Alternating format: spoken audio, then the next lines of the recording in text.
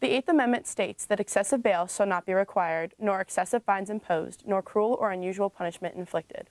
While there are no clear guidelines for what is cruel or unusual, punishment is severely restricted by what crime is committed. Inhumane or outrageous punishments are banned.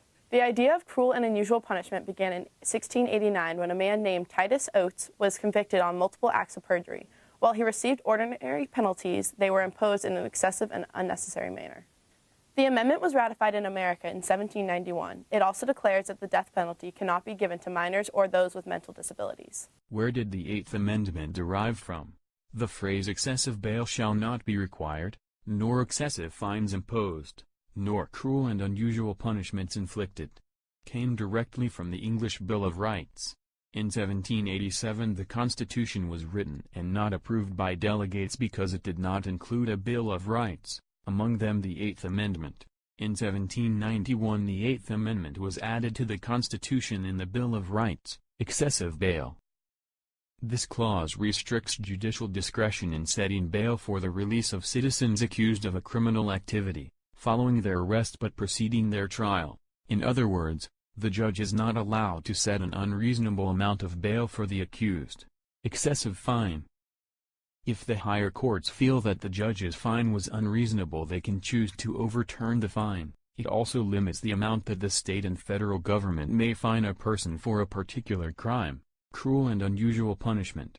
This clause prevents the courts from punishing the accused in a way that is considered cruel and unusual. The expression in the Eighth Amendment cruel and unusual came directly from the English Declaration of Rights in 1688.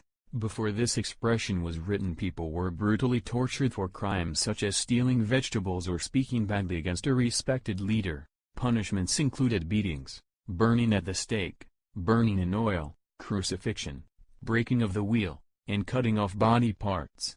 Although the Eighth Amendment barred these inhumane methods, there instead is something that doesn't violate the constitutional concept of cruelty: the death penalty. You good? Okay. The idea of cruel and unusual punishment was defined in the 1971 case of Furman versus Georgia. Furman broke into a home when things took a deadly turn.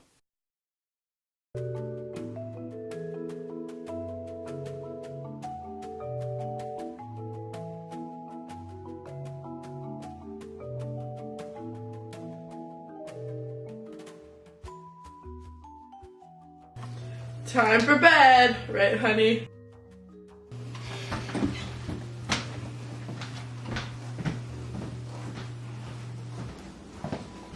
I can't wait to get all comfy, cozy, cuddly.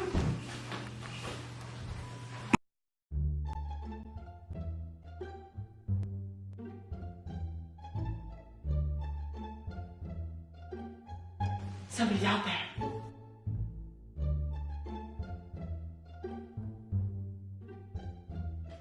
What are you doing with my Christmas presents?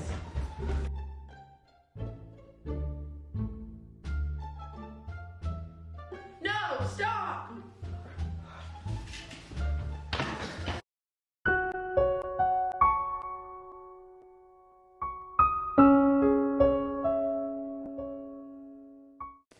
Despite the killing being accidental, Furman was convicted of murder and sentenced to death.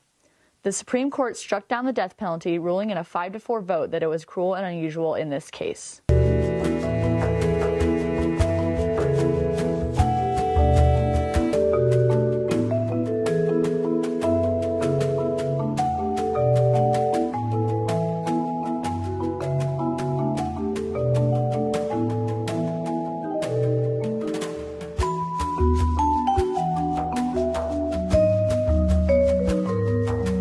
In the Supreme Court case that decided Furman's fate, 2 other black men, Jackson and Brants, had received the death penalty, both for committing rape in Georgia and Texas.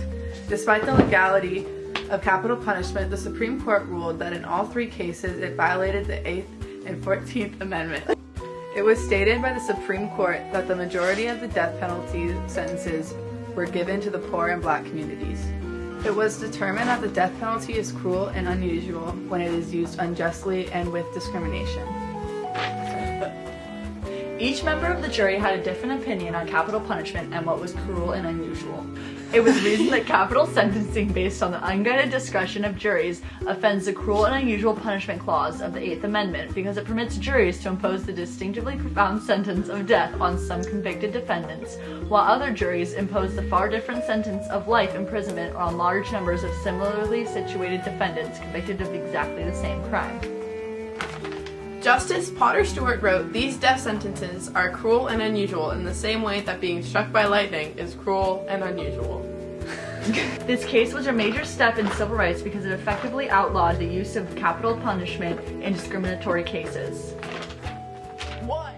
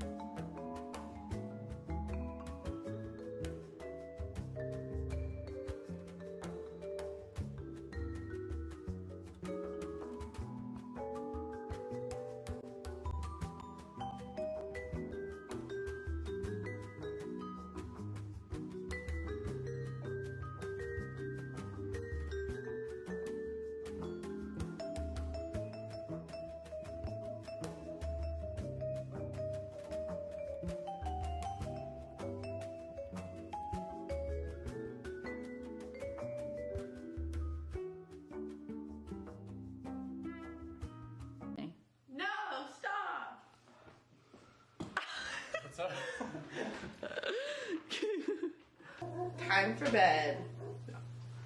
Time for bed. Time for bed. Just go. Tell me how to say it. Go. Time for bed. Time for bed. Time for bed. Or go sleepy time. Like you Sleepy time. Okay. Time for bed. Right, honey? Time for bed. Right, honey? Time for bed. Right, honey? Time for bed. Right, honey? Time for bed. Go. No, you gotta drop. Eyes closed. Stop! Dead people don't laugh. Ready?